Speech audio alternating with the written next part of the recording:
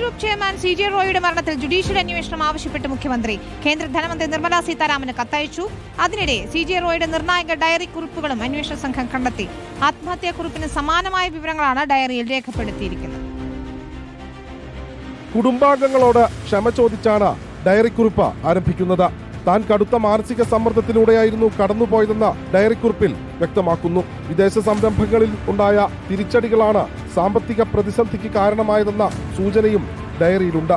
പണം നൽകാനുള്ളവരുടെ വിവരങ്ങളും സാമ്പത്തിക ബാധ്യതകളുടെ വിശദാംശങ്ങളും ഉൾപ്പെടെ 5 പേജുകളുള്ള ഡയറിക്കുറിപ്പിൽ വിശദ വിവരങ്ങളുണ്ട്. താൻ ഒരു എക്സ്ട്രീം സ്റ്റെപ്പ് എടുക്കുകയാണെന്നും തന്നോട് ക്ഷമിക്കണമെന്നുമുള്ള റോയിയുടെ പരാമർശം ഡയറിയിലുള്ളതായി അന്വേഷണ സംഘം സ്ഥിരീകരിച്ചു.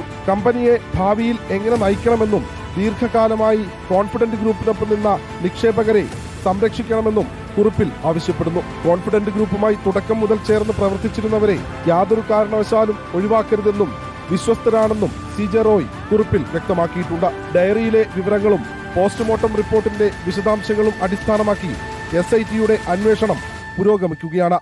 റിപ്പോർട്ടർ, ബംഗളൂരു.